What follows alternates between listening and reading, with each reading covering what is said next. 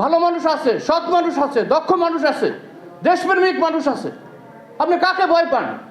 ভয় পাবেন একমাত্র আল্লাহ। ইন্নাল্লাহ আলা কুল্লি শাইইন কাদির। আল্লাহকে ভয় করেন, কাউকে ভয় করার দরকার নাই। সামরিক চুক্তি করেন তুরস্কের সাথে, চায়নার সাথে, ইরানের সাথে। এই চুক্তিগুলো করেন, লোক দেখানো চুক্তি না, প্রকৃতভাবে চুক্তি করেন। দেখবেন যে আর এক আদা রঙ্গনে কাবুল শুরু হয়ে গেছে।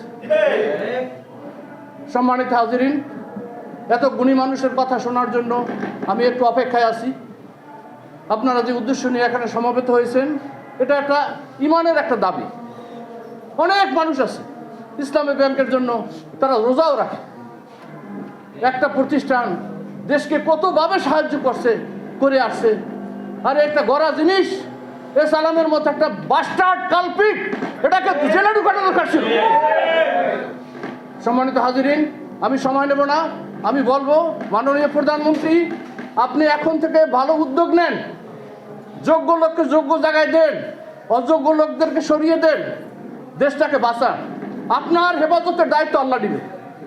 আমরা 18 কোটি মানুষ আপনার জন্য দোয়া করি, আপনি যেন সুন্দর মতো দেশ চালাতে পারেন। ওমা তৌফিক ইল্লা বিল্লাহ। আসসালামু আলাইকুম ওয়া রাহমাতুল্লাহি ওয়া বারাকাতুহু।